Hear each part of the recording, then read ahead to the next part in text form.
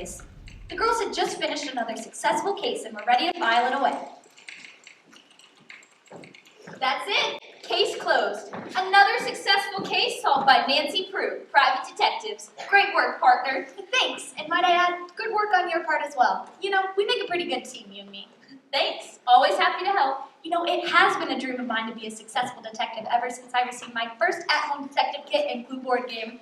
And who would have thought that in only a year's time, we would have solved so many successful cases?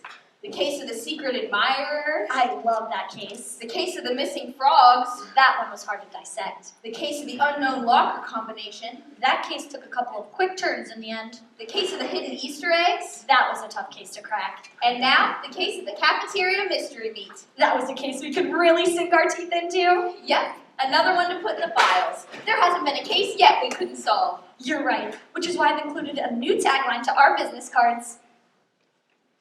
Nancy Prudence, private detectives. There isn't a case we can't solve. What do you think?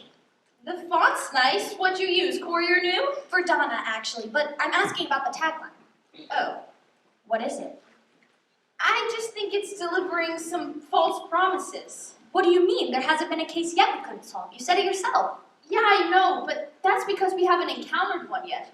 What happens when a case comes along that is too difficult for us to solve? What do we do then? Well, I guess we'll just have to solve it. But what if we can't? Then we will. But what if we can't? Then we will. But what if we can't? Look, Prudence, if we come across a case we can't solve, we'll get new business cards. But until then, let's just keep taking cases we know we can figure out. Fine. And now that we filed away another successful case, it's time that we celebrate. You're right, but we better leave soon if we're going to make it to Boston by midnight. Just think, this time tomorrow we'll be sitting third row at a Harry Styles concert. He's so dreamy! But we're never going to make it if we don't leave now. With this weather, it's going to be hard enough to drive. Just give me a few minutes to finish up, and then we can hit the road. Nancy? Don't worry about it, Prue. I've already got the car packed up and ready to go. Snacks? Chips, popcorn, chocolate-covered pretzels, and Twizzlers. Music? All 4 of Harry Styles CDs, including the limited edition unreleased studio tracks album. Magazines for the hotel room, our matching Harry Styles t-shirts, and our autograph books? Check, check, and check. Now let me finish up so we can go. Fine. I'll go get my stuff and put it in the car. Now let's see. Where was I? The girls were about to head off on the experience of a lifetime. Hopefully, nothing would stand in their way. But if the weather outside were any indication, this would be a night full of intrigue, mystery, and suspense. Off to the concert I go. Harry Styles, here we come. What could go wrong?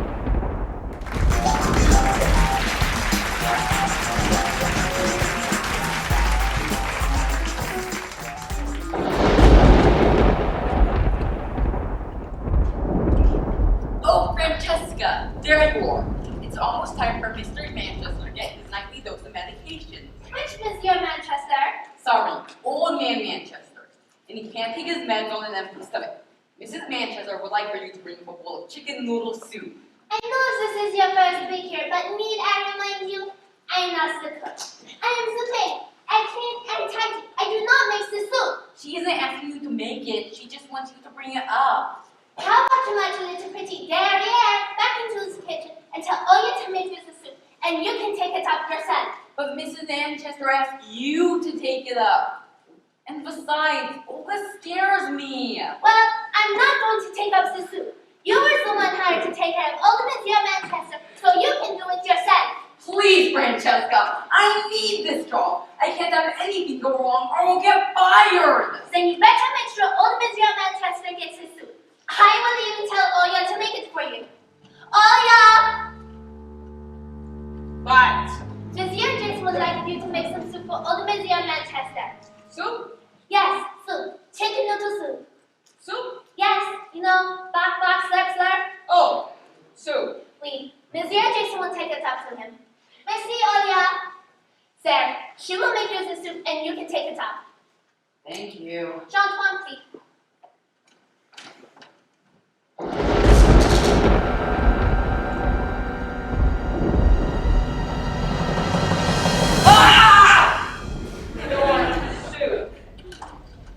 What is all this screaming about? Sorry, Mrs. Manchester. I was the one screaming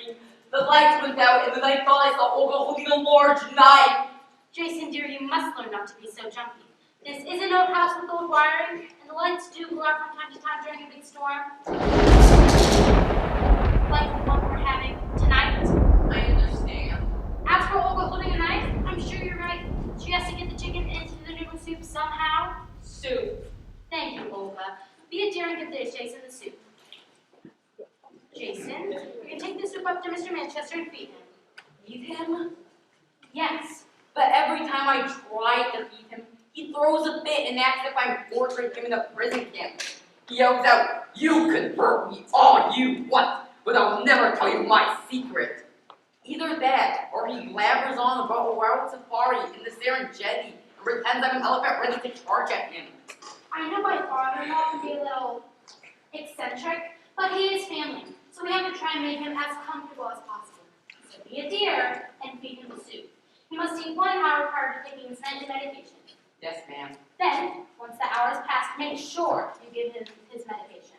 But, Mrs. Manchester, I have the evening off. Remember, I asked for it when I took the position of nurse last week, so I can feed Mr. Manchester, but then I will need to go.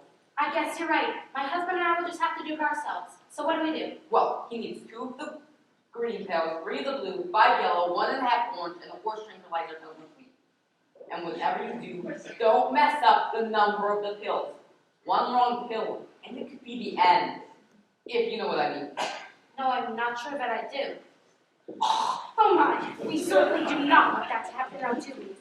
So it was 2 green pills and 4 blue, or 4, what was it again? Don't worry, I'll have it all written down for you. I'll leave the instructions on his nightstand. Very good. Now hurry along before his soup gets cold. Yes, ma'am. Where is that maid? Francesca! Here I am, madame. Dear Francesca, we need to make sure this house is ready for our guests' arrival. Yes, do you mean the children? Yes, our guests will be here within the hour, and I want to make sure that their rooms are ready for their stay. Also, that the rest of the house is clean and tidy. This is the first time that our family will be back together since our little birds left the nest, and I want it to be perfect. Birds, madame. Since when do we have birds in the house? We didn't really have birds, Francesca. It's a saying. My children are the birds, and this house is their nest. Oh, But my children will be arriving very shortly, so we need to make sure the house is ready. But before you do that, could you please draw me a bath? oui, madame. Oh, thank you. I do so need a calming soak in the tub. Here you go, madame. What is this? A bath. See? There is the tub filled with the water. I can see what it is, but I didn't ask you for a picture of a bathtub. Oui, madame. You asked me to draw you a bath. I meant for you to go into my room and fill the bathtub with water. So why didn't you just say so? Just go, Francesca. Where do we get this help from? I do hope they all arrive safely. This weather can be murder.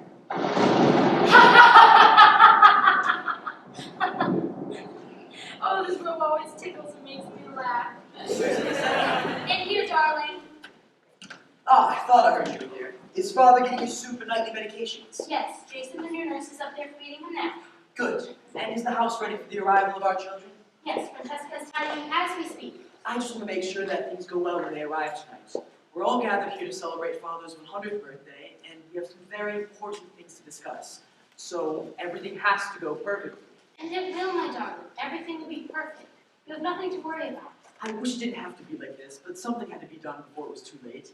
Soon, Father will be gone, and all will be different around here. Yes, I think it's for the best. Would you make sure that the food is being prepared? They're all going to be very disappointed with what we have to say, but bad news is always better on a full stomach. I'll make sure Olga's working on it. Now, you go back to the study and relax a little bit. Figure out how you're going to break the news to them. I have everything under control out here. You have nothing to worry about. Thank you, my sweet. My pleasure, darling. Olga, will you come out here, please? Yes. Olga, I do hope you prepared a grand feast for tonight's dinner. I want our guests to eat like royalty upon their arrival. Yes. Yes, my children? Oh, yes, the children. We have grand feast. Yes. Very good. So what will you be serving? Grand feast. Yes, but what will you be cooking?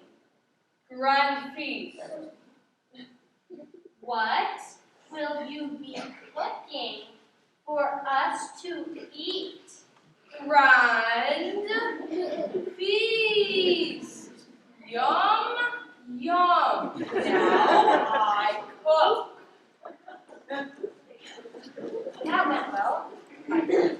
Your bath is ready, madame. Thank you, Francesca. Now get back to tidying the manor.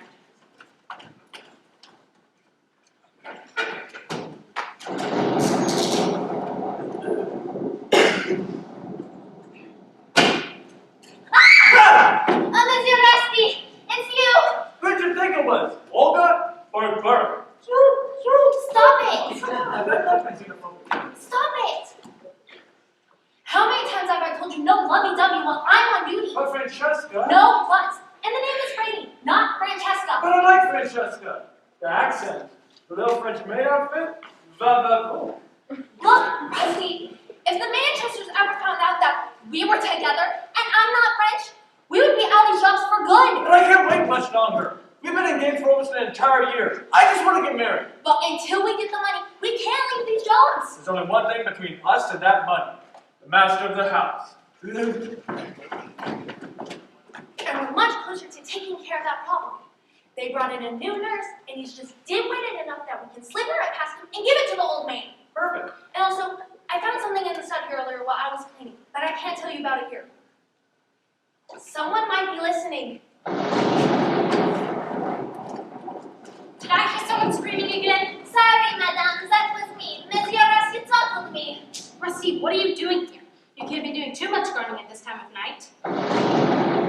Or in this type of weather. I'm just stopping in for a warm cup of coffee, man. What have I told you about coming into the main room for your coffee? If you want something from the kitchen, you should enter through the back door. Look, you've tracked mud all over the floor. I'm sorry, ma'am. Francesca, would you be a dear and clean this up?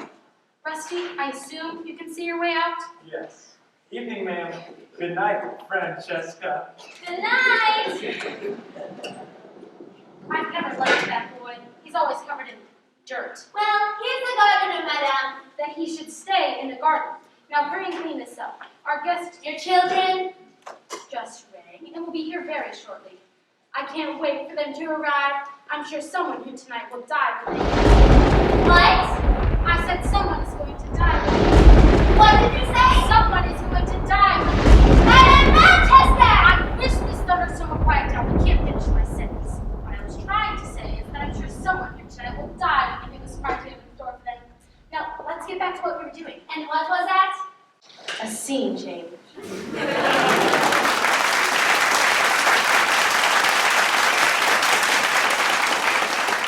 Meanwhile, on their way to the Harry Styles concert, Nancy, are you sure you know where we're going? of course, I've driven to Boston plenty of times. I could have sworn we passed that house a few times already. How can you even tell? I can't see a thing through this rain. I don't think we're going the right way. Look, I know we're heading in the right direction. If we're headed in the right direction, then why does that sign say welcome to Maine? I think we are going the wrong way. That's what I've been trying to tell you for the past hour. Well, maybe if we didn't have to get off the interstate so someone could use the bathroom, we would have been there by now. Don't blame this on me. Well, I'm not the one who drank a whole 2-liter bottle of pop. And I'm not the one who decided it would be a good idea to take a shortcut. I know a shortcut. It'll get us there in no time. It doesn't matter if it's on the map or not. If you didn't take so long in the bathroom, we wouldn't have needed a shortcut. Maybe if you weren't so stubborn, we would have made it. Hand me the map. I'll figure out where we are. So now we're going. How do you even read this thing? I can't believe this is happening. I got it. You found where we are on the map? No. Then what have you got? An idea. Not another shortcut, I hope. No, I'm just gonna look up the directions on my phone's GPS. Why didn't we do that hours ago? Didn't think of it then. You would think a couple of top-notch detectives would have thought of that before getting terribly lost. I got it. We're just a couple hours off course. We'll still get to Boston with enough time to check into the hotel and get ready for the Harry Styles concert. Then let's go. Harry Styles, here we come! I can't wait. 3rd row seats to the biggest concert of the year. We're gonna be sitting so close, sweat could drip off his brow and fall right onto us. That's kind of gross. Yeah, if it were anyone else's sweat, but we're talking about Harry Styles. You're right. This is gonna be great.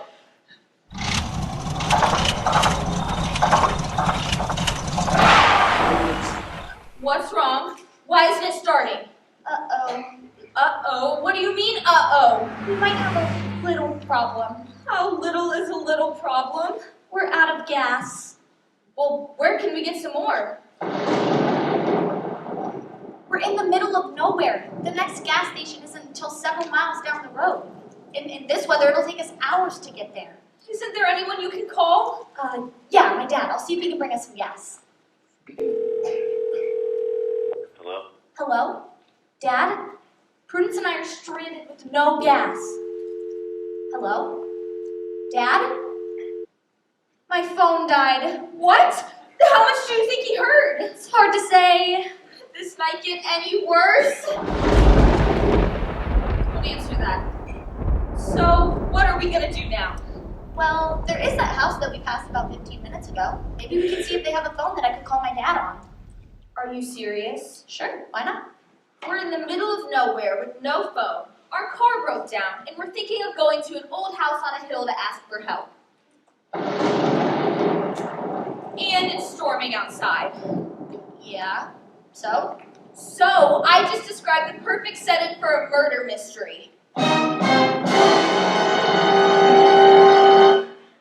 Well, hopefully we aren't the victims. Nancy, this isn't a joke. I'm serious. I am too, and I really want to get to that Harry Styles concert. And if that means going up to a creepy house to see if they have a phone that I can call my dad on, then that's what I'm going to do. Now, come on. Nancy, wait, don't go. I'm not willing to take that chance. I'm staying here. She's going to get herself killed. I'm much safer here. All alone. In the dark. On a road in the middle of nowhere. No! Nancy! Nancy, wait for me!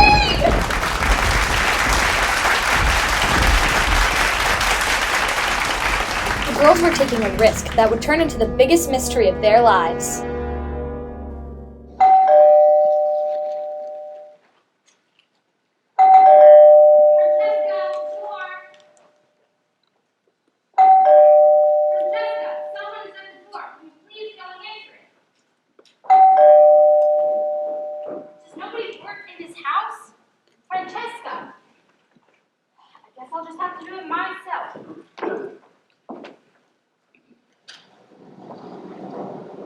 Enter stage right. Eleanor, darling. Hello, Mother. How long has it been? Well, if I'm correct, the last time I saw you, I had just won an Emmy for my dramatic death scene on the famed soap opera General Days of Our Bold and Beautiful, Young and Restless Lives. And I had just given birth to your first grandchild, Sally. Well, that couldn't have been too long ago now, could it? Grandma! It was 11 years ago. Sally, our darling granddaughter, let me have a good look at you. Why, you've certainly grown up since the last time I saw you, but let me just say you look beautiful, just like your mother. I can't believe you don't have any cell reception here. I can't even text my friends. How am I supposed to live like this for an entire weekend? I'm sure you'll manage, darling. Oh, pardon-moi, I didn't know anyone was here. Francesca, where have you been? I was just in the study and tidying up, madame. Didn't you try to study earlier? Oui, madame, but you can never be too tidy. As you can see, Francesca, my daughter, the famed actress Eleanor Manchester Adams, has arrived with my granddaughter. And I was forced to let them in myself because you failed to answer the door after their consistent ringing. My apologies, Madame Manchester. And to you, Mademoiselle Manchester, I did not hear the bell ring. May I take your coat? Oh, yes. Be careful with this. It's made of the finest mink. Make sure it has a chance to dry. The rain is no good for the delicate fur. Oui, madame. May I take your coat? Your accent's odd. Sally, that is not a nice thing to say, even if she is the help. Sorry, I was just commenting I on... swear, we get more than one every day. I do have others arriving tonight, so I hope you can find yourself in a place where you can hear the doorbell ring. Oui, madame. Oh, there's someone now. It's probably my son, the famous author, or my darling baby daughter, but who are you? Mother, this is our nanny, Kelly. Nice to meet you, Mrs. Manchester. Mother, have our rooms been prepared? Yes, they have. Perfect. Kelly, can you please take our luggage upstairs? I'm sure Francesca can show you the way. Oui, madame. Right this way. Sure thing. Did I hear the doorbell? Grandpa! Sally, how's my favorite little granddaughter doing? I'm great. Boy, did you grow. How old are you now? 7? 8? I'm 11, Grandpa. 11? Has it been that long? Far too long, Father. My darling Eleanor, you look as beautiful as ever. Thank you. Who's this old guy in the picture? That would be your great-grandfather, Oliver J. Manchester. And the reason we are here tonight. We are celebrating his 100th birthday. 100. That's old. It sure is. And Donna's one ugly painting. Sally. What? It's true. Why don't you go explore the house? There's a lot to see in this old man. Okay. You still haven't taken down that ugly old painting. This is still your grandfather's house, and while he might not be able to care for it the same way, we've tried to keep it as he would have wanted. How is grandfather doing? He isn't doing too well, I'm afraid to say. This might be the very last birthday we all get to celebrate. I'm sad to hear that. I always loved grandfather. His fantastical imagination and amazing characters translated perfectly into my love for acting.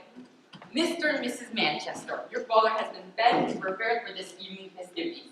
He is asleep, and I mean dead asleep. All that is left to do is give him his nightly medications. However, I finished my duties and it is time for me to leave. Leave? Yes, as I told Mrs. Manchester earlier, I requested this evening off and will return to my nursing duties tomorrow. Very well. Yes, Jason, you're free to go. Thank you. Are you Eleanor Manchester Adams, the famed Hollywood actress? I am. Oh my gosh! I loved you in general days of her bold and beautiful, young and restless lives. Your Emmy-winning vet scene gave me chills. You saw that? Well, the reruns, but that was still outstanding. What are you doing here? Jason, this is our daughter. Eleanor, this is Jason, our newly hired live-in nurse. It's nice to meet you, Jason. Oh no, the pleasure is all mine. I can't believe I just met a famous actress. I knew your last name was Manchester, but I never thought it had any relation to the Eleanor Manchester Adams. You were going somewhere? Huh? You said you had somewhere else to be. All right. Sorry. Bye. Nice to meet you, Mrs. Manchester Adams. Please, call me Eleanor. Okay. Eleanor! So, what's our famed Hollywood actress up to now? Well, I've done a few commercials, and my agent just got me an audition for an upcoming film. But recently, I've been trying my hand at the stage. Really? I just love the theater. What play is it for? It's for a new work called Dogs. It's just like the Broadway show Cats, but with canines. I play a washable dog on her way to the pound in the sky. That's wonderful! And how's your husband, Anthony? Gone. Gone where? Traveling for business again? No, just gone. What happened? We divorced last July. Divorced? We had no idea. I wrote about it in the letter I sent with our Christmas card. Didn't you read it? I skimmed it. Briefly. What was it that drove you two apart?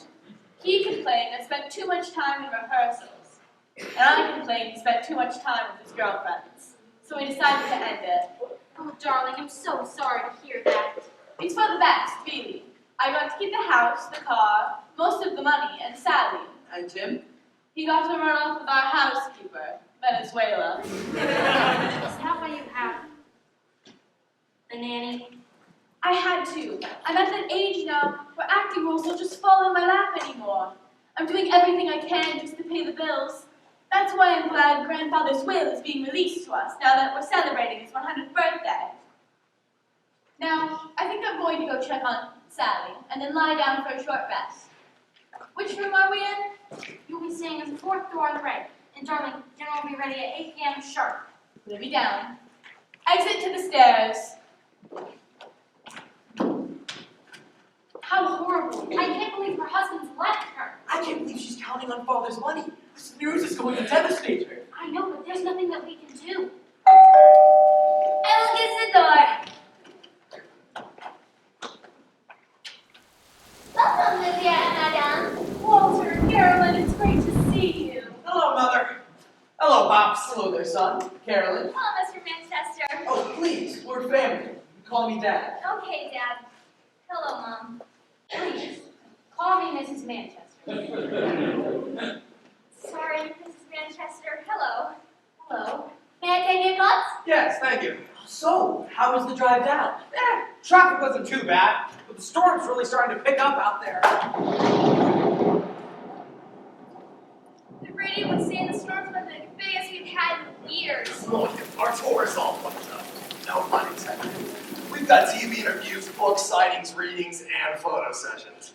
We're going to 60 cities, and I just don't know how we're going to fit you in on a list of stops.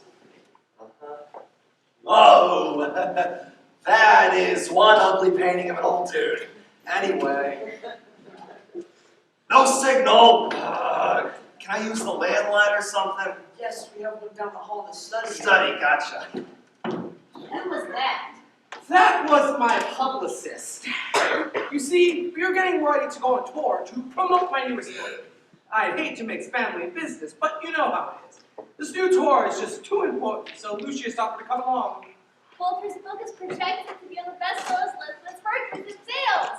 Pardon, but are you Walter Manchester? As a matter of fact, I am. Francesca, this is our son. He's a famous author. Yes, Walter's written many fiction novels. One of his latest about wild safari in a Serengeti. How magnifique! A famous writer is the house. You see, we are here to celebrate the 100th birthday of my grandfather.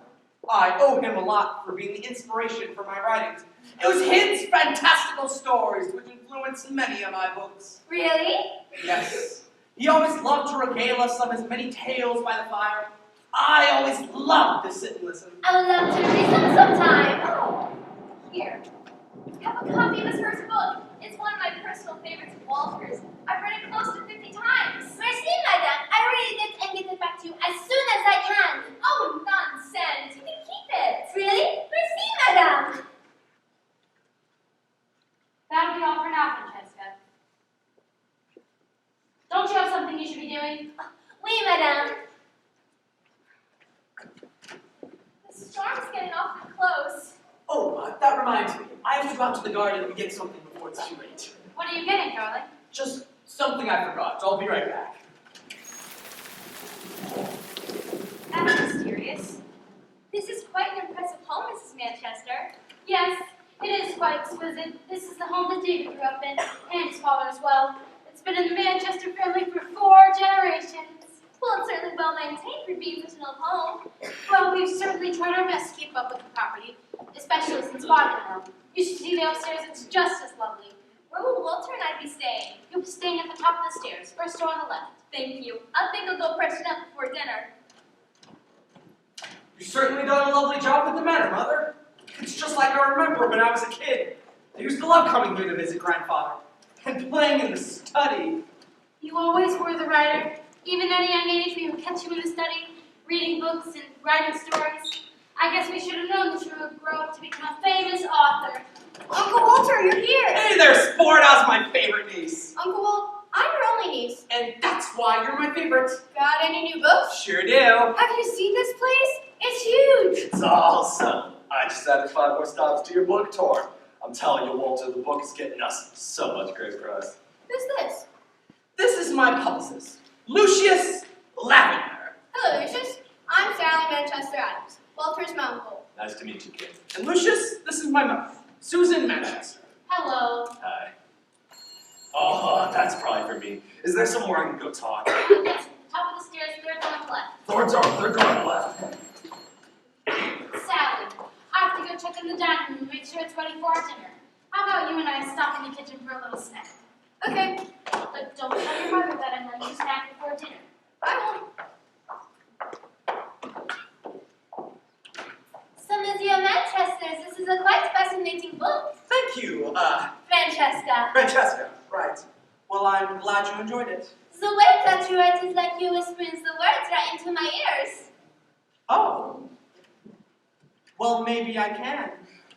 The character in your book seems such a rugged and charming young man. Thank you. You know, I find a lot of my characters remind me of myself. Rugged, charming, And handsome. Oh, Monsieur Walter. You are quite a lovely girl, Francesca. You really think so? I certainly do. Walter, not man, you will not believe who I just got off the phone with. Let's just say I might be working on a prospective movie deal about your latest book. Really, that's great. Oh, nobody answer that! Are you okay? Oui, Monsieur. So, where were we? Well, I was just about to. That scary quick lady makes the most delicious cookies. I'm so sorry. You must have just slipped out of my hands. Are you all right? Really? I'm fine. Good. Now, how about we continue where we were? But, Monsieur, every time we get close, I seem to get hurt. Merely a coincidence. Now, what were you saying about me being rugged and charming? Just as the characters in your book seem so very familiar. Oh. Well, how about we get familiar? What's this? A book. Look familiar? No. Why don't you read a little bit of it?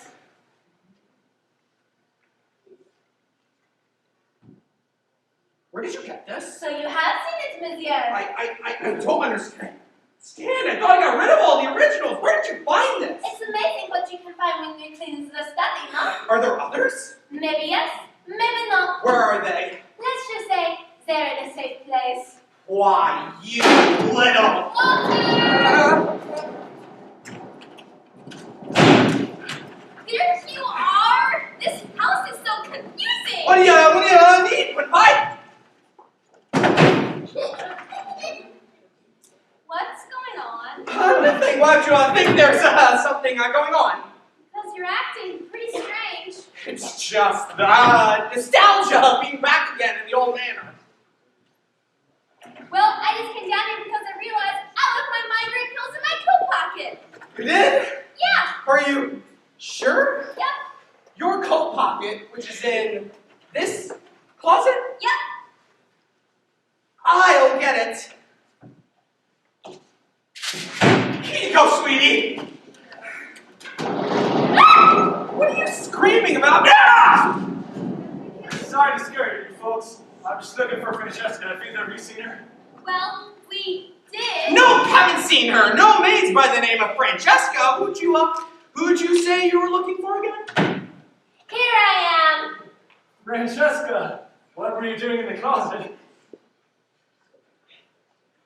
What was she doing in the closet? You know what? You need to go upstairs and take your pills. Why don't we go up there? You can take them there. What? I need water! You don't. They're big. You can just swallow them. Now get up there, you. I'll be back for you later. What do you mean by that? Let's just say I found us a way to get that money faster than we thought. I have a little something he wants, and we can get him to pay a pretty hefty sum to get it. Really? So did you do the deed? Oh, sure did. As soon as this nurse left, I went in and slipped it to the old man. Hardly any struggle. Good. After tonight, we'll be out of these miserable jobs. Look, Frankie, do you think there's any way we could get out of here now? When I went up to the old man's room, I felt like someone else was in there, and they were watching me. I think we need to leave before they catch on. We aren't leaving until we can squeeze that young Manchester for some money. Stop being so paranoid. Everything's going according to plan, and those snobby Manchesters won't suspect a thing. Who's that? Relax, Rusty. The Manchesters are expecting guests. Bonjour, mademoiselle, and welcome. May I take your book? Yes, thank you. Am I the first to arrive? No, others have arrived too. Must be my brother and sister. Juniper, darling, I'm so happy to see you arrived. I was beginning to worry. I thought you'd be here hours ago. Oh, well, I got tied up at the studio. We're having an art showing, and I needed to make sure everything was in line. I'm just glad my baby's here and safe. Thanks, Mom. Francesca, I'd like you to meet my baby girl, Juniper. June, this is Francesca, our maid. And I'm sure you remember Rusty? Pleasure to meet you. Hello again, Miss Manchester. Rusty, what are you doing back in here? Look, you tracked mud all over the floor again. I'm sorry, Mrs. Manchester. I didn't mean to track mud in here. You got it all over here as well. But, Mrs. Manchester, those aren't my footprints. They're not? No, those are too small to be my footprints. Oui, madame, and Rusty does not walk over here. Well, if Rusty didn't make those footprints, then who did? I think it was Mademoiselle Juniper. Oh, I guess you're right. I didn't even notice I had mud in my shoes. I must have picked them up as I was walking up the driveway. I'll just take these off and place them on the front porch until the mud dries. Francesca, would you please get something to clean this up? I just can't have my guests here with a muddy floor. Oui, madame. Rusty, did you happen to see my husband outside? Sorry, haven't seen him all day. Why do you ask? No particular reason. It's just that he had some business to attend to, and I was wondering what it was. Sorry, but I can't help you with that. That's all right, Rusty. Now, if we're finished, you may go. All right, then. Come to think of it, there is one thing. When I was outside earlier, I noticed the lattice that leads up to the window of your father-in-law's room was broken. Really? It must have been the wind in this terrible storm we're having. I thought that at first, but then I noticed the plants on the ground outside of his window were damaged as well. That seems very odd. To me, it looked like someone had tried to climb the lattice, but when it broke, they used the flowers on the ground to break their fall.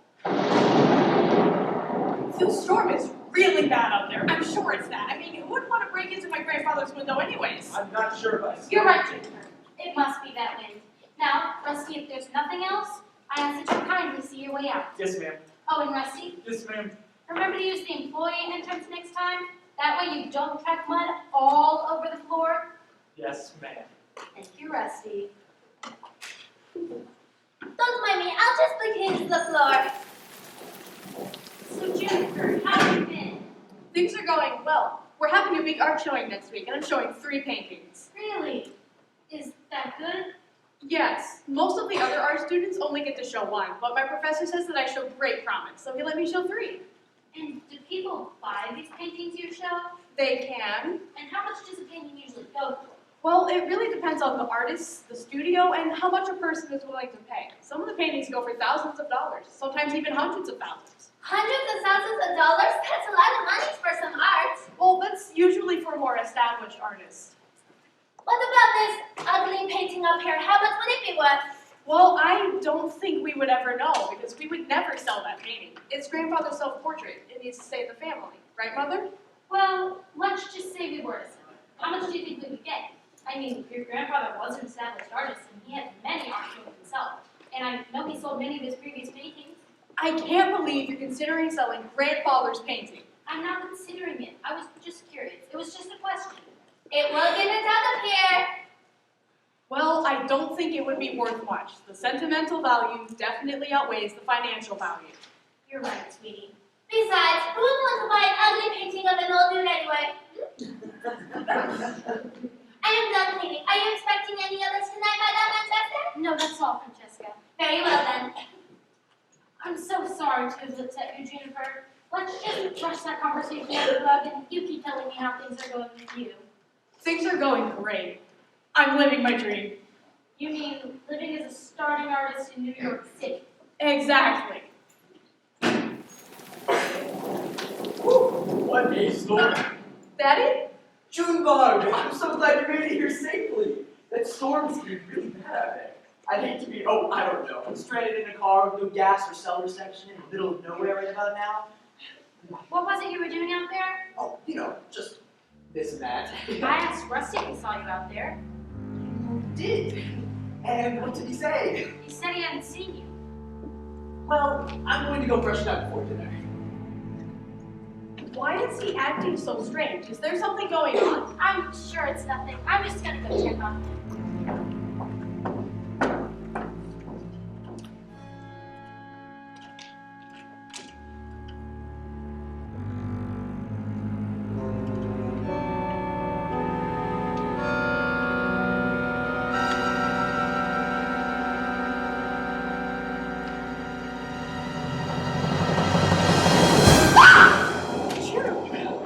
Olga, my goodness, you scared me.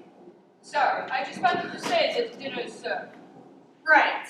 And what were you doing with that candlestick? Getting the candle for the dinner table. Of course. What were you doing with the painting? Oh, I was just admiring it. It's really a great piece of art. It's really an ugly piece of art. Yes. Well, I will go get the family for dinner. And I will go get the candle.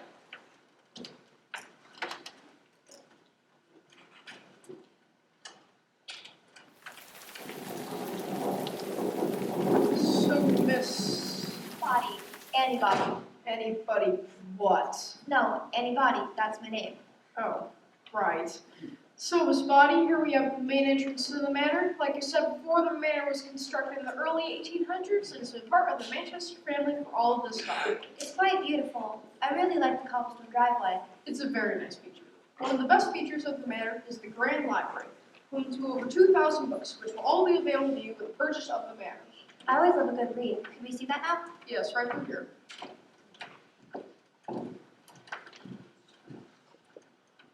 There you are. Oh, Monsieur Walter, I was just leaving. Tell me where you found my book. You mean your grandfather's book? You did copy it, didn't you? How do you make it say, close your eyes? I don't know what you're talking about. All of my books are originals. Sure they are. They were just not written by you. Look, what do you want? Money? I can give you money. What are we talking? $1, maybe $2,000? I don't think so. More? It's not for sale. That book could ruin me if it gets out. I'll have to think about it. Please! I'll do anything to get that book back. Leave me alone! I'm not finished talking about this! Please, Monsieur, let me go. You're hurting me. Ah! Sure, the house would be empty for a walkthrough. I'm sure I heard a room's voice screaming in here. It's probably just the wood from the storm. You know how these old houses can be. I guess you're right. Now, before the storm gets any worse, we should take a quick tour of gardens. This home is on a 10-acre farm. A gardener cares for the grounds and lives out in the garden.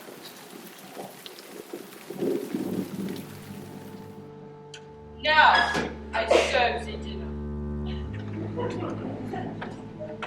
I'm gonna tell my mom. Please, Sally, you can't. I knew you weren't a real babysitter. I am too a real babysitter. No, you're not. You're a reporter, writing a story on my mother. I saw the files in your bag. That was nothing. You misunderstood what you saw.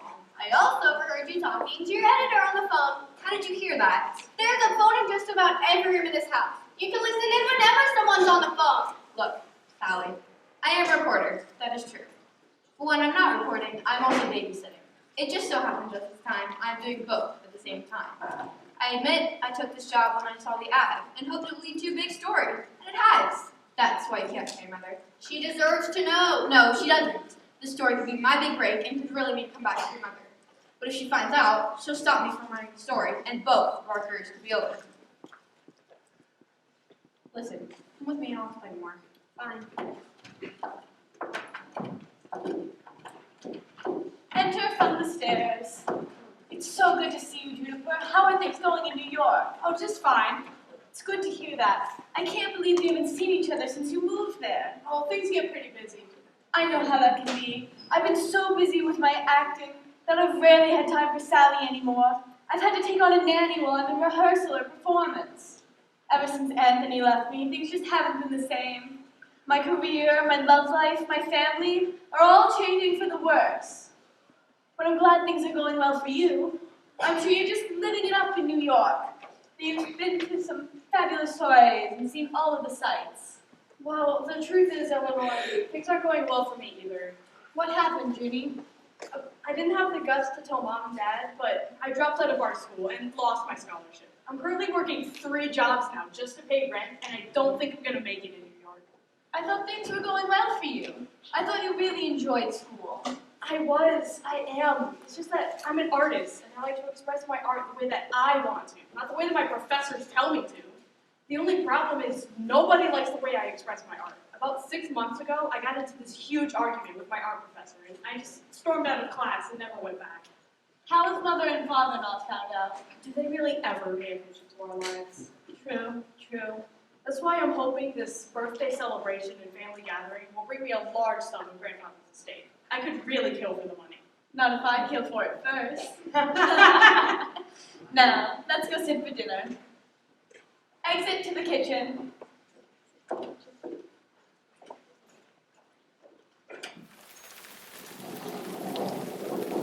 It really is a lovely place. I imagine during the day the gardens are quite a delight. Oh, believe me, they are. But they're almost twice the delight from the upstairs. Should we go see it now? That would be good. The upstairs has 6 rooms and can be accessed by an elevator in the hallway. So you see, you just can't tell your mother. All right, I'll keep it quiet. For now. But one wrong move and I'll expose you to everybody. I'm hungry. Let's go sit for dinner. Hello? Anybody home?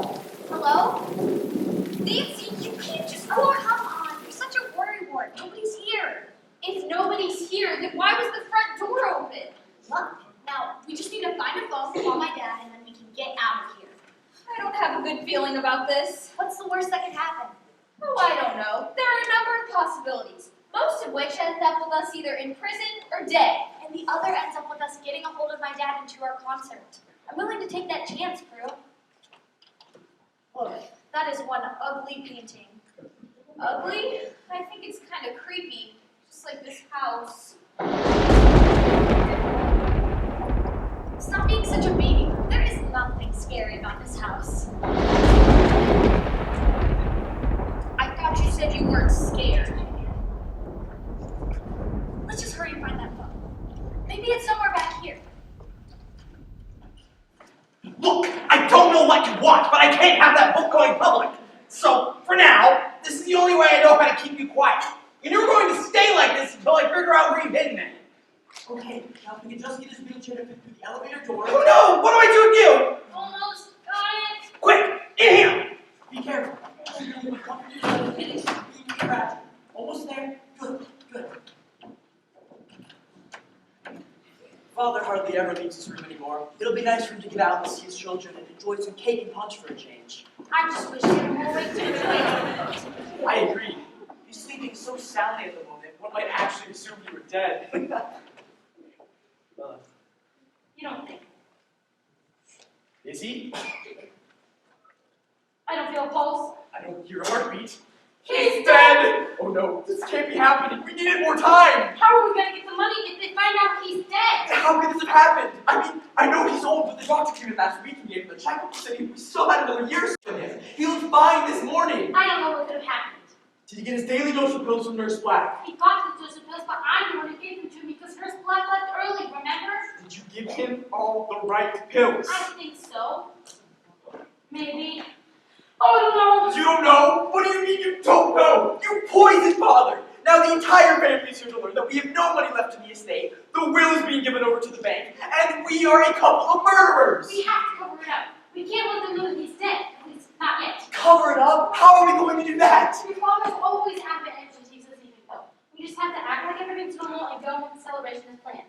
Then, later tonight, we'll ditch the body, sell off the estate, and then, once the estate is sold, we'll tell the police that your father's gone missing and they should look for him. And when they find him? We'll act extremely relieved. Tell them we must have run up in one of his delirious fits. Then, we'll hand the will over to the bank, only we'll sold everything, so there'll be nothing for them to take. We'll be rich again. Did you just come up with this now, or have you thought this through a time or two before? Don't worry about that right now. Let's get ready for the celebration. I have cake and decorations with all that in the kitchen.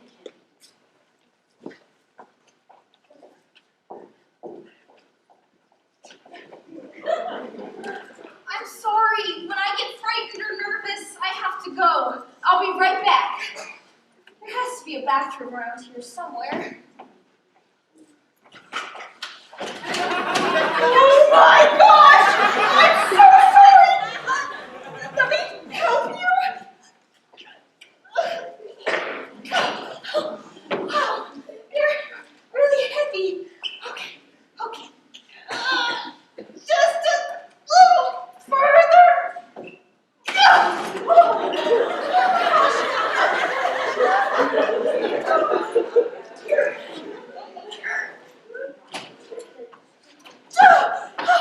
There you go. Wow, you're really cold. Here, let me get you a blanket. There you go. That ought to warm you up. Oh, by the way, do you know where the bathroom is? Hello?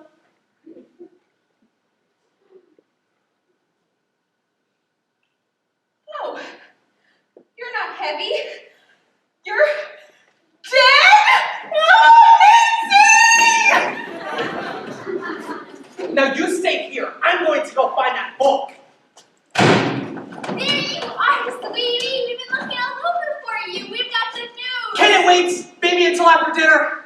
Is everything all right, Walter? Ever since we arrived here, you've been acting all strange. Is something wrong? No, it's nothing. Well, whatever it is, you better get it figured out because we just added 10 more stops to your book tour.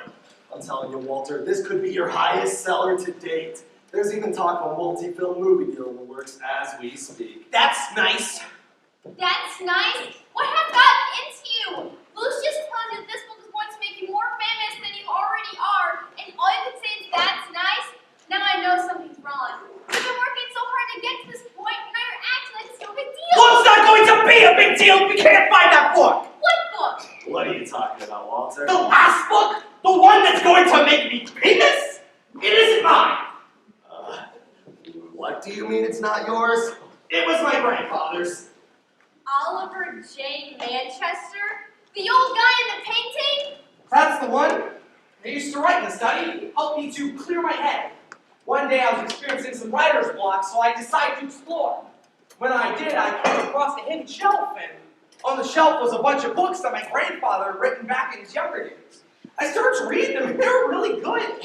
I couldn't think of anything else to write, so I started to copy them. Next thing I know, the book was being published, and the deal started to roll in. So you're telling me that all of the books you've written are plagiarized? Yes, I knew it was wrong, but I just wanted Mother and Father to be proud of me. So I kept copying the books. Well, what the public doesn't know won't hurt him. Moosh! How can you say that? He's a fake! He is a star, whether he wrote the words or not. Now, those books belong to Walter, and as long as the public continues to believe that, the more money we will make. So, Walter, where are those originals? That's the thing. After the second book, I realized someone may come across the hidden shelf and my secret would be exposed. So after I copied each book, I destroyed the original. But I could never find that first book. I tore the study apart to no avail. I thought it was gone. Until tonight. Tonight? That maid came across the book and threatened to blackmail me. She said she would go to the presses if I didn't give her a large sum of money. Where is she now? She's in the closet. The closet? Yes, I tied her up and put her in there. The book had to be around here somewhere, I figured. I would leave her in there until I found the book and destroyed it. Then I would let her go. Except, she isn't in here. What do you mean? She was in there just a minute ago. She was tied up. Well, she isn't in there now. She must have escaped.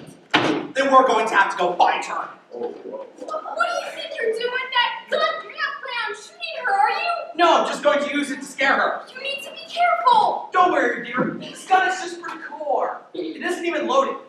Ah!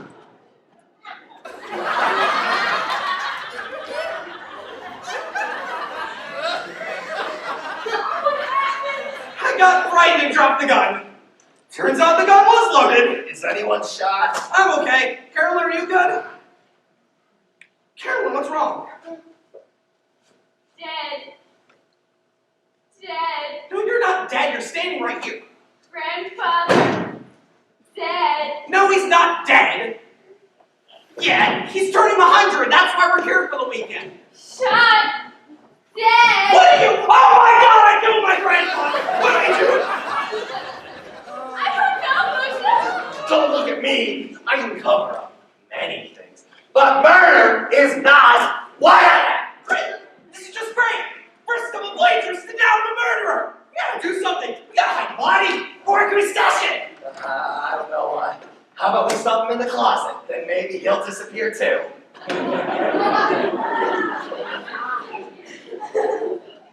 There is a dead body on the floor, and my husband is the one that murdered him. This is no time for jokes. This is not actually a joke, honey. It may be a good idea. Really? It's worth a try. Quick, let's get him back up into the chair so we can wheel him right into the closet. I'm so sorry, grandfather. Come on, get him up. Come on. Get him in. Lucius, are you even lifting? No. Hurry up. Come on, get him in the closet. Let's go. Nice to see you. Go So on. heavy. Reel him in. Let's go. He's in a wheelchair. It should be. It's not working. He won't fit. Hurry, someone might come in. Fine, okay, I'll prove to you that there is no dead body. Everyone outside.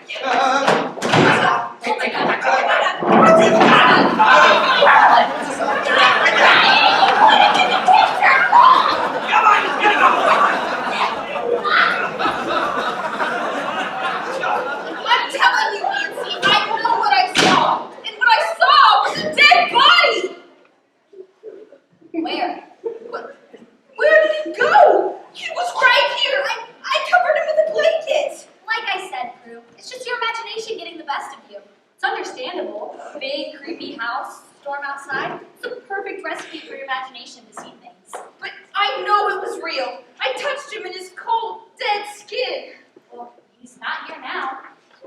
out of here?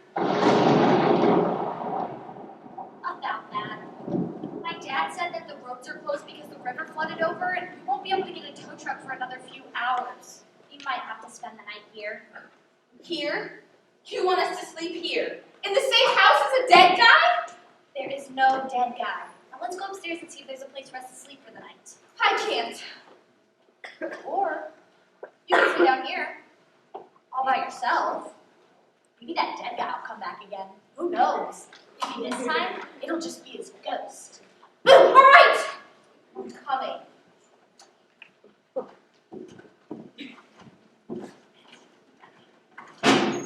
The coast is clear! Quick, let's get him in the closet!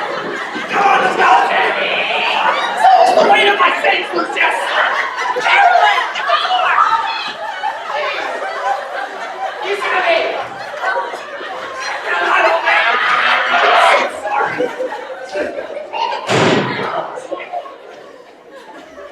There. That'll for a bit, right, Walter? Walter?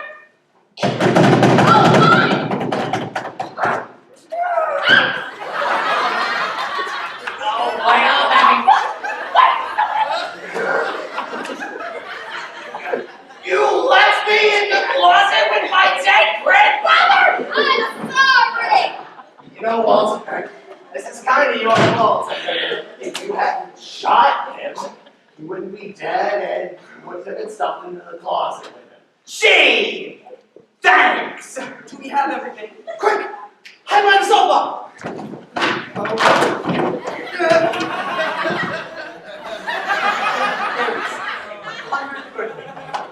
Here's a party hat for this momentous occasion. Oh, and can't forget the blower.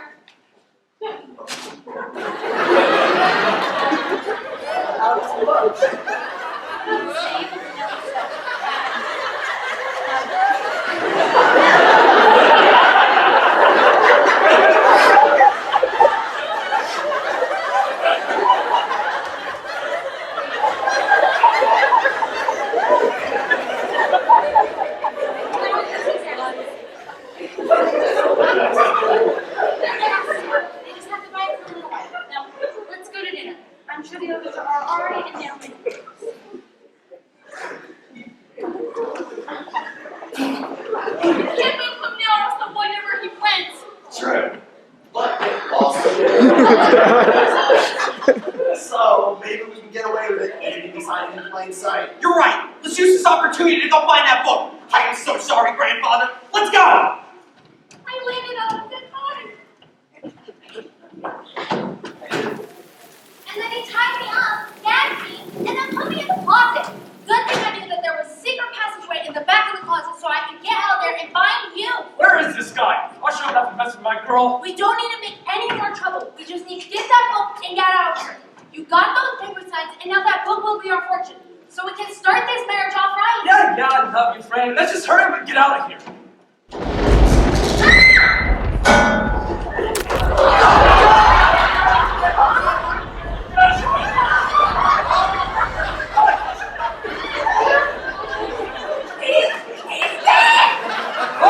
What did you say?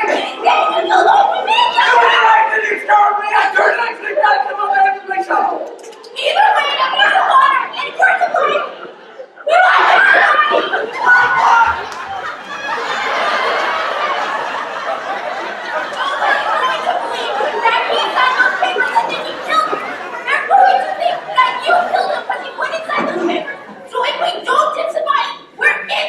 Fine, we're gonna be hiding. How about in the closet? Lantern, let's sneak him out. Fine. Gee, bro. Out there in the table. I'll be like 2 miles down the road before I have to turn back around. The bridge is out and there's no traffic for either direction. How are things going here, Francesca? Glad to hear. How are you doing, Mr. Manchester? Just fine. I'm so happy to be here celebrating my 100th birthday.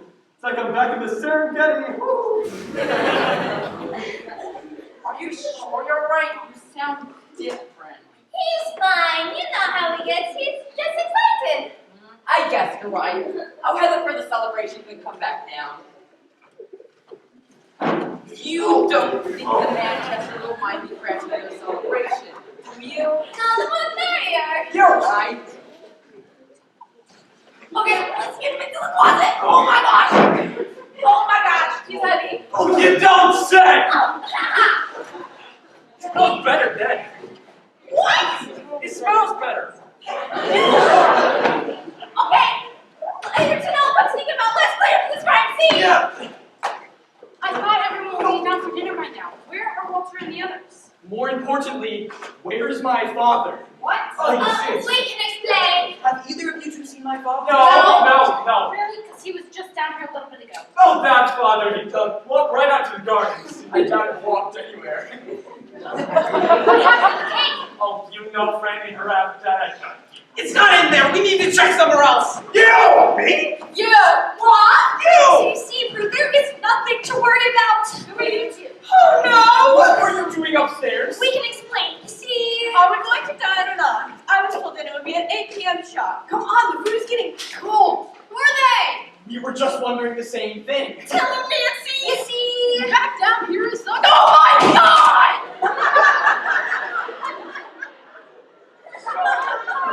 Nancy, Bacon, what are you doing here? Vacant? What do you mean vacant? It means no one would be here. I know what it means. I'm asking like you would have been told that. Or better yet, Who are you? Oh, I see the celebration has started. Jason, what were you doing here? Not during the night off. I did. However, the bridge is out and the roads were closed, so I couldn't plan where I was going. So I decided I would come back here and help celebrate the birthday of old Mr. Manchester. Speaking of him, where did he go? We were just wondering the same thing. Wait!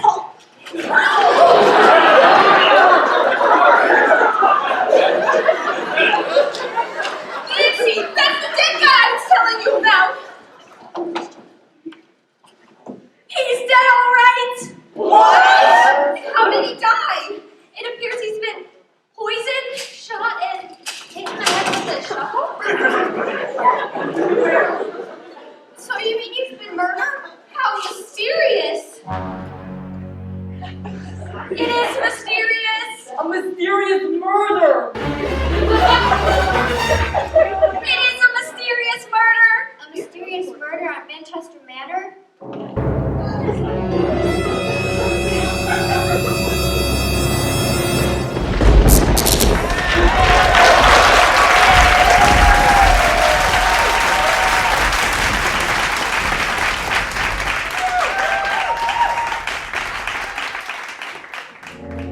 As the body lay dead on the floor, Prudence made a call to the police in search for help. Did you see a murder at Manchester Manor? That's correct. A mysterious murder at Manchester Manor. And who's been murdered? Hold please. Who's the dead guy? That was my father, Oliver J. Manchester. It's Oliver J. Manchester. And how was he murdered? As far as we can tell, he was either poisoned, shot, or hit in the head with a shovel. So you're not really sure. Not really, no. And is the murderer someone in the house? I guess so. I'm not really sure. Hold, please. Prue, what's going on? They have me on hold. Hold! The police can't put you on hold. Well, they just did. They also said the murderer is probably someone in this house. What? Ma'am, are you still there? Yes, I'm here. I understand there has been a murder and you all might be in danger, so we are trying our best to get an investigator on scene. However, all the roads that lead to the manor are either closed or flooded out due to the severe storm. We are all just going to have to hold tight. What? You can't be serious. I am serious. I'm sorry, and good luck, ma'am. Hello? Hello? What's going on? They said that since the roads are all closed, they can't send an officer out to us. For now, we're just gonna have to hold tight. Hold tight? What do you mean hold tight? There's a murder in this house and no one knows who it is. Anybody could be the murderer. What? I'm completely innocent. I don't even know God. No, she said anybody, not anybody. Anyways, who's going to solve this mystery? We are. Who are? You and me, Prue. Allow me to introduce ourselves. I'm Nancy Waters, and this is Prudence Peterson. Prue for short. We are Nancy Prue, private detectives. Here's our card. My dad helped me print them. They're written in Madonna. I thought it looked more professional. As it says on the card, there isn't a case we can't solve. It's true. It says so right here on the card. In this case will be no exception. Nancy, can I talk to you for a minute? What are you doing? What? Are you out of your mind? We can't solve this mystery. Why not? We solve mysteries. We always crack the case. Why shouldn't we be the ones to solve this one? Because this one involves a dead guy and a murderer who's still in the house. I'm not going to sit around here and become the next victim. We don't have much of a choice. The roads are closed, so there's nowhere to go. You said it yourself. I figured, while we're stuck here, we might as well try to figure out who's done it. Besides, this is our big chance, Prue. If we solve this case, it'll definitely make us official detectives. Fine. But as soon as the road's open, I'm getting out of here and trying to make it to that concert. I'll make you a deal. If we haven't solved the case by the time the roads open up, I'll drop the case and we can leave for the concert. Deal? Deal. Alrighty, folks, it looks like Nancy Prue is on the case. Hold on. How are two teenage girls going to figure out who murdered grandfather? Who better than two teenage girls? I'm sure they know exactly what they're doing. What are you doing? You're the murderer, remember? I would much rather try and convince my innocence to two teenage girls instead of the police. What I meant to say was, let's give them a chance. Okay, so first we need to know who everyone is, what they're doing here, and the relationship to the deceased. Then, Prudence and I can gather evidence and interrogate a few of you to find out motive. They actually sound like they know what they're doing. You better hope it's just talk. Take notes, Prue. Got it.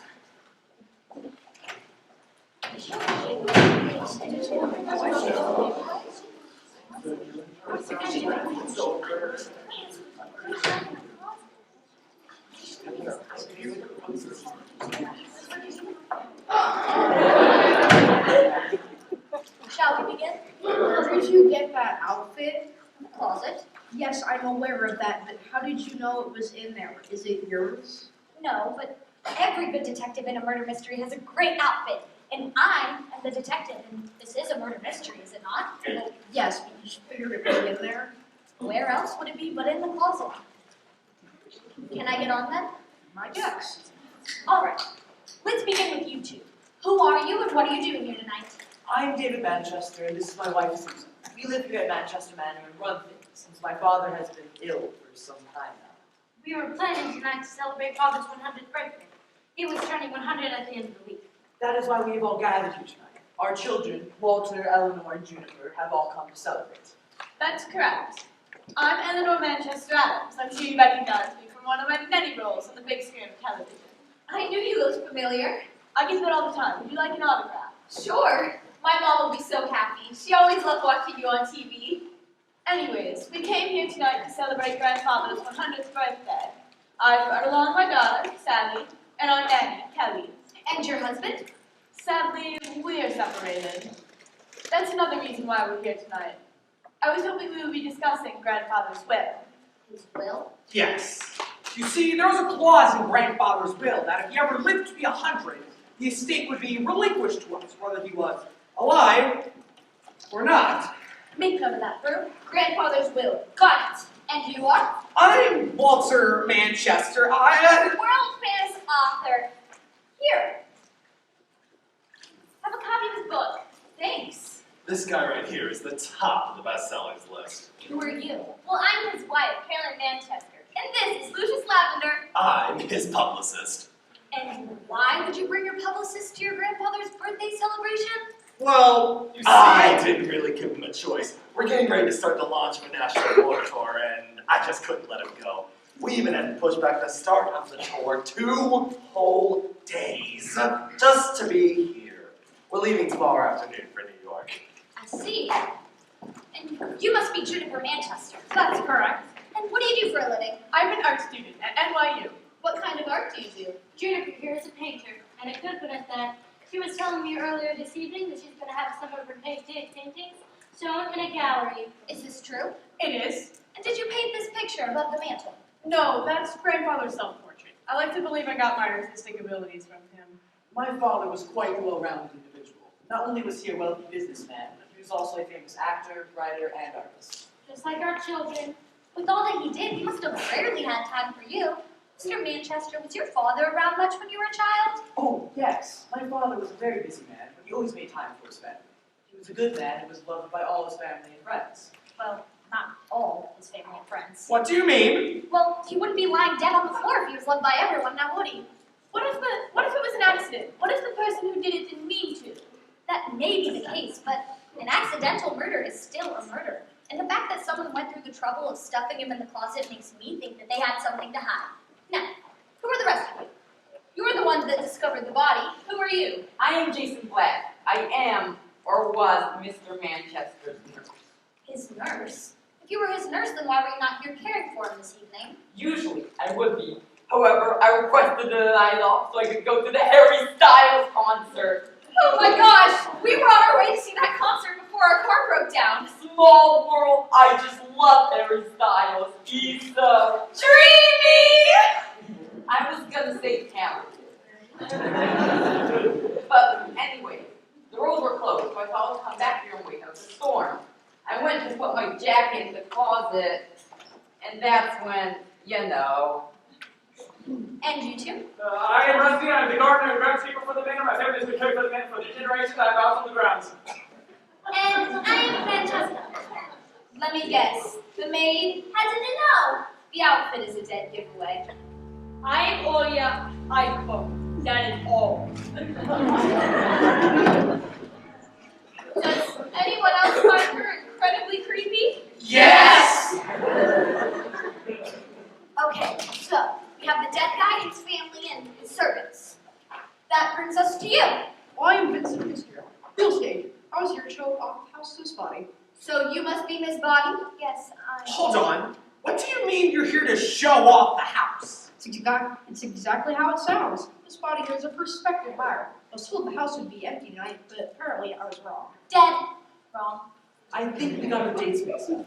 I thought I told you to come in next week. That's when the house would be empty. Hold on. There must be a big mistake. This house isn't for sale. Actually, it is. What? We're selling the house and everything in it. Why? We're broke. The money is gone. All of it. Every last penny. So you're willing to sell the house to just anybody? Well, I hadn't really come to a decision yet. We're all here to celebrate the 100th birthday of my father, Oliver J. Manchester. However, we also wanted to tell you that once his will was released, we had to give everything over to the bank. My father, your grandfather, was a wealthy man, it's true. But sometime during his life, he hid his money in a place unknown to anyone. Are you talking about the myth, the Manchester treasure? Yes, we have tried our very best to keep up with father's businesses, charities, and this house while caring for him. But the expenses have been too much for us to handle. Without the aid of the riches, we are unable to keep up with payments, and now the bank and several others a lot of money. Our only hope was to sell the manor and its contents before the will was released, so we could get some money before it was all taken by the bank. That's horrendous! You're getting rid of all of it? You mean we're going to be broke? And now poor Oliver's dead, and the will's being handed over to the bank before we can make a profit off of any of it. Which would give you a perfect motive for hiding the body. If Oliver J. Manchester were missing, it would give you more time to sell off the contents of his estate. It sounds like you're saying that we have something to do with his murder. Not saying, just merely suggesting the possibility. As I've said, anybody could be the murderer. I'm telling you, I didn't do it. I think she meant anyone here, not you, Miss Annie Body. Right. As I was saying, I fully intend to find out who the murderer is. So now I will ask you all to go to your rooms and allow Prudence and I the chance to investigate the scene of the crime. Then we will call you down if we have any other questions. I would say, make sure you don't leave the house. But I don't think you have much of a choice.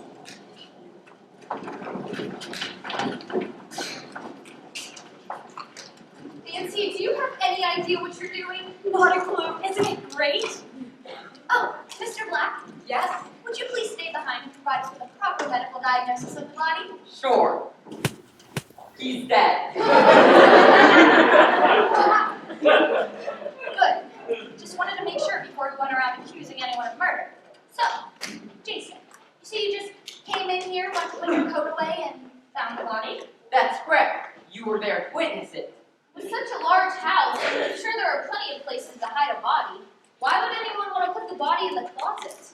Maybe the murder took place here, and it was the nearest hiding spot? Or maybe the murderer hid the body there so they could come back later to discover it. But I'm the one who discovered the body. Exactly, Mr. Jason Black. If that even is your real name, maybe you were tired of caring for the decrepit old man, so you killed him and shoved him in the closet, only to come back later to discover him and lead us to believe that you were innocent. But I am innocent! I just got this job, and I've been quite happy. And besides, if the roads hadn't been washed out, I wouldn't even be here. I would be at the concert. He has a point. I'm telling you, when I left for the concert, he was alive. And when I came back, he was still alive. He was? Yes, he was sitting on the couch and talking rather strange. The next time I saw him, he was dead. I believe you're innocent, Jason. You do? Sure. His alibi seems solid. And besides, I think I found a clue that will lead us directly to the murderer, and it isn't Jason. What did you find? A book. I found it in the bottom of the closet. A book? What does that have to do with the murder? Take a look inside and see who the author is. Walter J. Manchester. Yeah, so the old guy wrote a book. What does that have to do with him lying dead on the floor? As I started to read the book, I began to get the feeling that I had read it before. And I had. I read it in the book that Carolyn Manchester gave me. The book that she claimed was written by her husband, Walter. Are you saying that he plagiarized the book? It certainly seems that way, which would be the perfect motive for murder. I think it's about time we spoke with this writer. Jason? Yes? Would you please let Walter know we need to speak with him? Sure. Do you really think he could be the one? Maybe, but the question is, how? What do you mean, how? Well, we know that Mr. Manchester was shot, poisoned, and hit in the head with a shovel, but only one of those things actually killed him. Do you know which one? I have my suspicions, but I'm guessing that more than one person in the house had a motive for murder, and that's why so many attempts were made. You wanted to see us? We wanted to see you, Walter. Well, you got all three of us. Walter doesn't do any interviews without his publicist, and that's me. We know. But this isn't an interview, it's an interrogation. But we're his alibi. Walter couldn't have murdered Mr. Manchester because he was with us all night. So, unless you're accusing all three of us for murder, we never said anything about blaming you. We just want to ask you a few questions.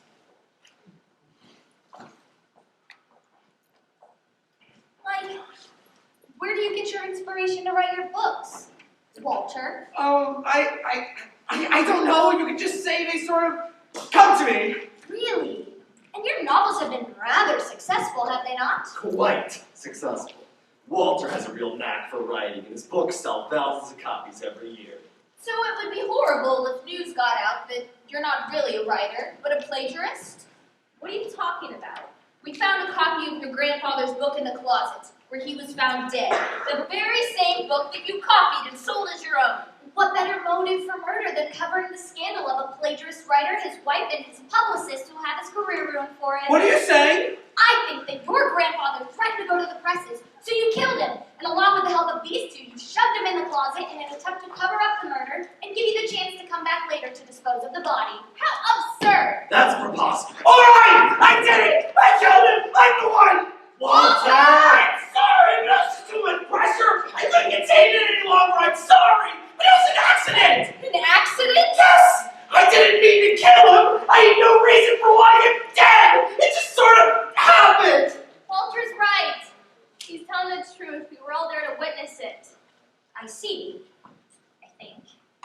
So, Walter, Carolyn, and Lucius, do you think you could show us how the murder took place? You want me to kill my grandfather again? Don't be ridiculous. We can't move the body. That would be tampering with the crime scene. No, I just want you to reenact the murder. Only, this time we'll need someone else to play the role of Oliver J. Manchester. Prudence? Don't look at me. I don't want to get killed. No, you're right. We need someone who's old, creepy, and looks like they could already be dead. Oh, God! Fine. Would you mind playing the role of Oliver J. Manchester in our little murder reenactment? You want me to be actress? Yes? Oh, I have always wanted to be an actress, ever since my mother, God rest her soul, took me to see the plays as a girl. It would be my pleasure. We'll be in the wheelchair. I'll go grab it. Alright, what do you want me to do? back in. We'll take care of the rest. So, Walter, you say this was an accident? Yes. You see, it was your grandfather who was threatening me. It was the maid, Francesca. I was telling the gang about it when I grabbed the gun off the wall, like this, and joked about threatening her back. That's when I told him to be careful. And lightning flashed and the lights went off. And in my fright, I dropped the gun. Bang! Turns out the gun was loaded. Next thing I knew, the lights were back on and grandfather was on the ground. Down! Oh God. This is where you would fall to the floor as the dead body. What? Oh.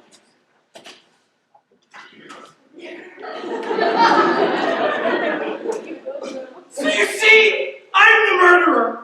Exactly as I suspected. Case closed? No. No. But I just told you I shot my grandfather. And you did shoot your grandfather, but he was already dead. He was? Then who killed him? And who put him in the closet?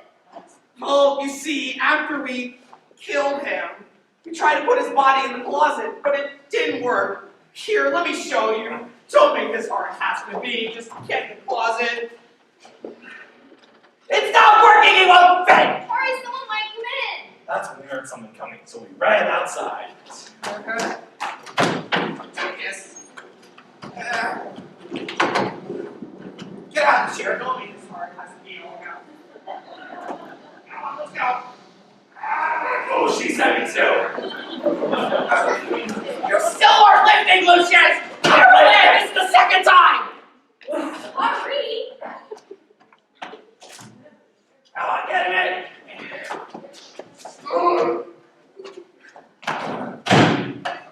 And then, that's when we realized we accidentally trapped Walter in the closet. So, we opened it back up.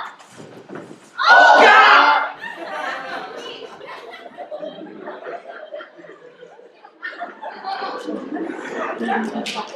After that, we left him on the couch while we went to the study. Someone else had to put him in the closet. All right.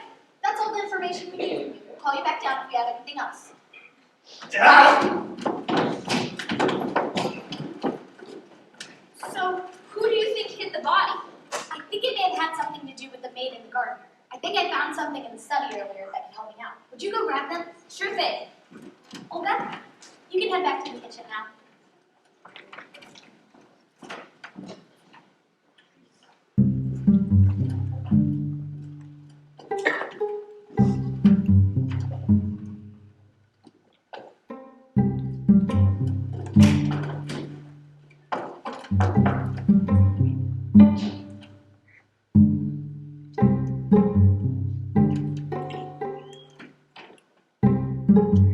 What you writing? Sally, you scared me. So? What are you writing in that notepad of yours? I'm doing a little investigating for myself. I'm gonna solve the murder for those two girls. Just think, if I can solve the murder, I'll have a great story, and every local newspaper will have the scoop. Well, what do you have so far? Based on the evidence I've gathered, I'm pretty sure who the murderer is. Who? Well, like all great murder mysteries, I believe it was the butler who did it. We don't have a butler in this play? We don't. No. Are you sure? Yeah. Then I have absolutely nothing. Let's go see if there are any cookies in the kitchen and we can try again. Fine. You couldn't possibly say that we had anything to do with the murder, Monsieur Manchester, could you, mademoiselle? At this point, I don't know what to think. Just wait here and I'll go get Nancy. You think they know it was us, Franny? You heard her. They have no idea. Besides, what motive do we have to kill the old man? That's exactly what I was asking myself earlier. What motive could you two possibly have for wanting to kill old man Manchester? I mean, now that he's dead, you two would be out of a job. Or would you? Isn't it true, Rusty, that you are bound by contract to work on the grounds of the manor your entire life? A contract signed by your grandfather to the grandfather of Oliver J. Manchester. What are you talking about? That is why your family has been keeping the grounds here for 3 generations, is it not? It's true. I've been forced by that contract to work here my entire life. My family owes the Manchesters a great deal of money. We've been working to pay it off for many years. What does any of this have to do with Rusty killing Mr. Manchester? Don't you mean Monsieur Manchester? What? Your friend right? So wouldn't you say Monsieur Manchester? C'est pas the time. Or maybe you are really French. Or a maid. What are you saying? Maybe you're really Francine Milner, an ex-con who served time for fraud and identity theft. That is ridiculous. That's the truth. I found your file tucked away in the study, along with the marriage license to one Rusty Nail. What? That's right. I think you two have the motive for murder. You were almost going to get away with it. You both needed him gone so Rusty could end the contract, be free from this place, and go get married. You were going to start your new lives together, living off the money you were to receive from blackmailing Walter Manchester. Why, you little... Stop, okay! I confess! I killed him, and we tried to hide the body because we thought no one would believe Mr. Manchester signed my papers releasing me from my position. But I would have never killed him intentionally. Mr. Manchester was a good man and a great role model. I never meant to hurt him. An accident. Here we go again. Oh, Olga! Bye. Would you please have a seat on the sofa? We need your acting services once again. Oh, good. Now, would you two act out the accidental murder? Sure thing. I went and got Rusty to show Walter a thing or two for tying me up. So we came in here with a shovel. Where is that guy? I'll show him a thing or two. And that's when it thundered and lightning, and the lights went out, which frightened Rusty. Exactly. And in my fright, I turned and accidentally struck old man Manchester on the head with my shovel. Bang! As fast as I could cake. You mean like this? And they tried to get him off. She looks better with it on. But then Jason entered, and I had to pretend to be old man Manchester. And how did you do that? I'm Mr. Manchester, and I'm still alive, just sitting on the sofa. Don't worry about the cake all over my face and stuff like that. And then we got him into the closet. And you know the rest. So you see, we didn't mean to kill him. You didn't. We didn't? No, he was already dead when you struck him. So we're not the murderers? It certainly sounds that way. But answer me one thing. What? Why shove him in the closet? What was your plan from there? There's a secret passageway at the back of the closet, which leads to the outside. Our plan was to come from the outside and sneak him out without anyone noticing. A secret door?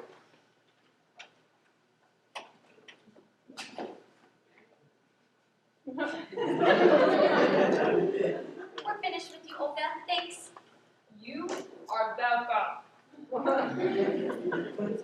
So, a secret door, you say? Yeah, it's right up here. You two are free to go.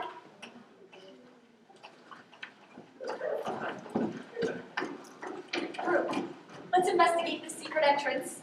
I'm not sure. Or you could stay in the house with the murderer. Right behind you.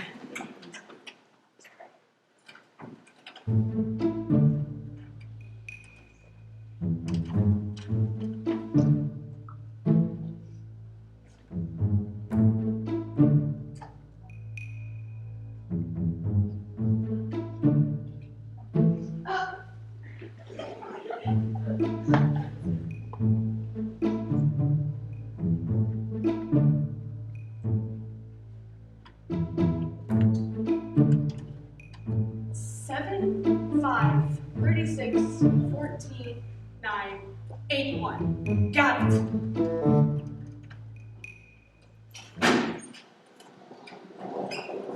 Seems like the storm's starting to let up. Perhaps the roads will be opening soon. All the more reason to solve this case quickly. Okay, so we know that Walter shot the old man, but that didn't kill him. And we know that Rusty hit the old man with the shovel, but that didn't kill him either. So all that's left is the poison. But we know that Jason couldn't have done it because he was gone, which leaves the ones who were to care for him in his absence. And who was that? The man and lady of the house, Mr. and Mrs. Manchester. Yes. That was strange. We're sorry to barge in on your investigation, girls. We had to come and confess something to you. You see, We're the murderers. No! Yes. No! Yes. No! Prue, would you let them explain? Sorry. Continue. It's all my fault, really. I gave Jason the night off, which left us to care for Oliver in his absence, and I thought I'd written down his medications properly, but I guess I hadn't. I poisoned him. You loved father very much and did not want to kill him. In fact, having him dead did not help us, because now the contents of his estate are being given over to the bank before we had a chance to sell it. So we tried to cover up the murder, but we were not the ones who put him in the closet. You were also not the ones who murdered him. What? But you said the old man was poisoned, shot, and hit in the head with a shovel. And he was, but I knew that none of those things actually killed him. In fact, he was dead before you even gave him his pills tonight, Mrs. Manchester. He was? Yes. All the pills you gave him are still in his mouth. He never swallowed them because he was already dead. He did seem rather out of it, but I just assumed that Jason had already given him the sleeping pill. Oliver J. Manchester was killed earlier this evening. He was strangled to death. So why didn't you say that when we discovered the body? I didn't want the real killer to know that we were onto them.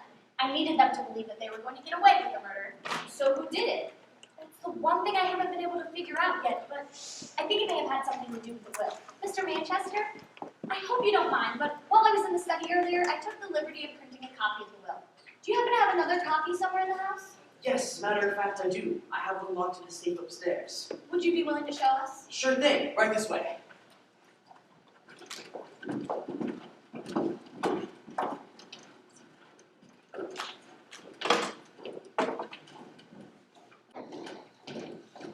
I'm sorry, but I spent long enough in this house. I've got to get out of here. Fine, you're at least considering the purchase of the property. Really? There's a dead guy lying on the floor.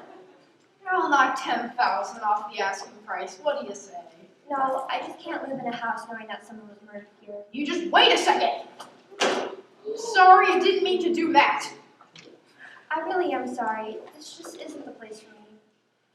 I understand. I'll walk you.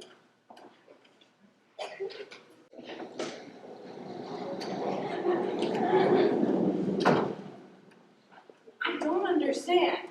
I read the numbers right. Our copies are exactly the same, except for one thing. The possession is assigned to your children. You see, your copy and my copy are different. When was yours last made? Last year, that's when we made the adjustment that the will was to be released on Father's 100th birthday. And mine was adjusted just last week, so whoever last adjusted the will must have really wanted the new possessions that they've been assigned and would have the motive for murder. But if there's no money, then what is there worth killing for? I'm not sure, but the killer must have really wanted something in this house. Stop! In the name of the law! Nobody move! Order right there! Hands in the air! All of you! Officers, I can explain everything! We were told there was a murder in this house. And that the murderer is still here. That's correct, officer. But we're not the murderers. I'm the one that called you earlier. We've been investigating the case and are close to figuring out who did it. Fine. Start talking. Can we put our arms down? Oh, yeah, sure. I'm going to guys. We are Nancy, Prudence, private detectives. And we're Mr. and Mrs. Manchester. This is our home. And the deceased? That would be my father, Oliver J. Manchester. Check the body.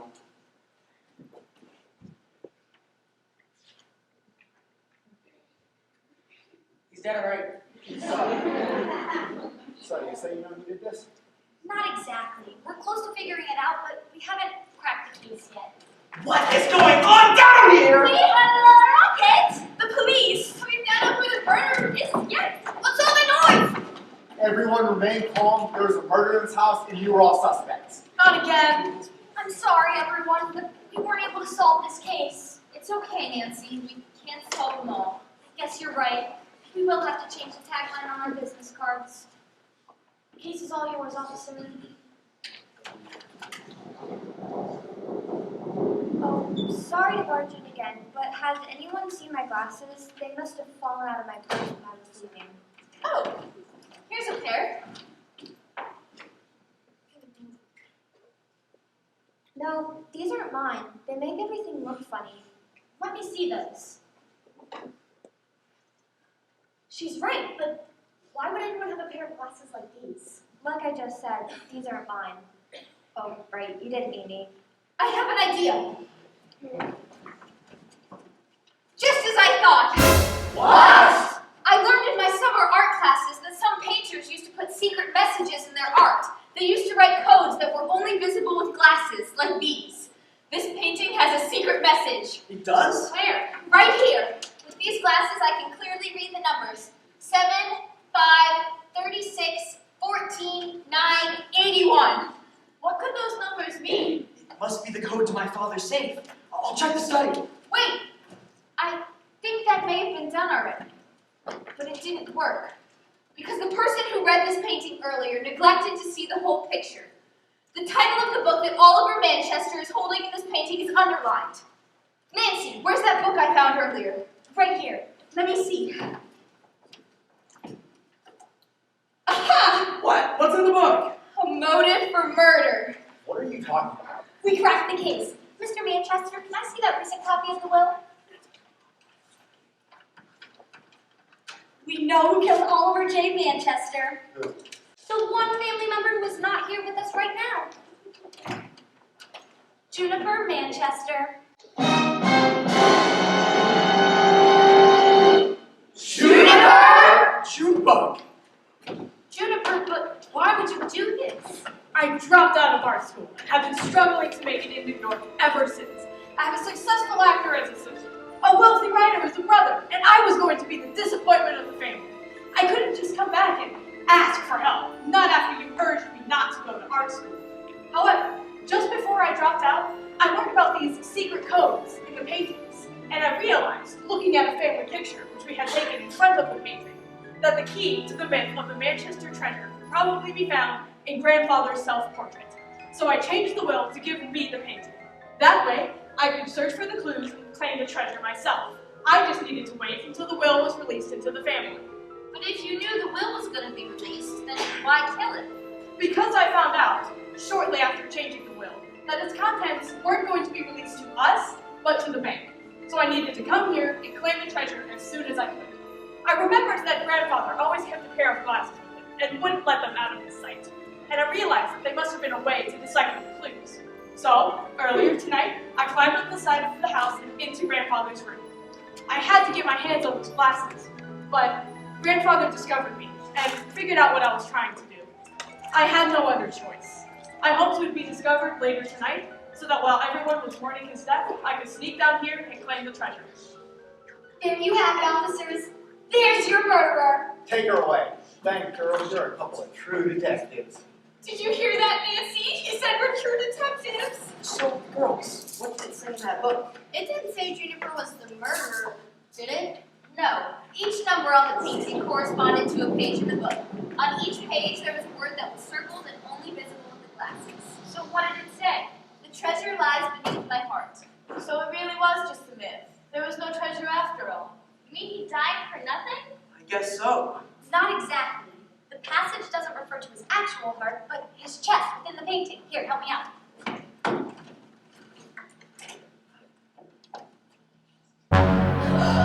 It's safe. That must be where the money's hidden. We're rich again.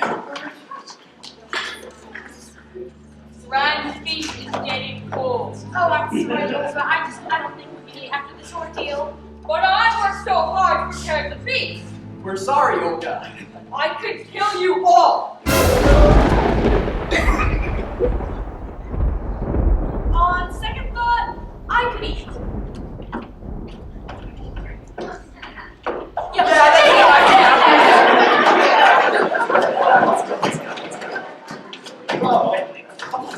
Good. Dinner is served.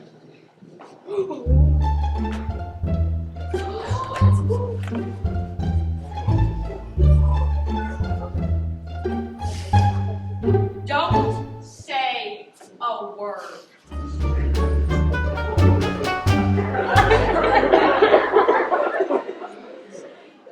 Well, Nancy, we did it. We solved another case. I knew we would. Like it says on our card, there isn't a case we can't solve. Nancy and Prudence were able to get to their concert just in time. The family found their riches, enjoyed their newfound wealth, and even paid the girls for their help. It was another successful case to file away for Nancy Prue, private detectives.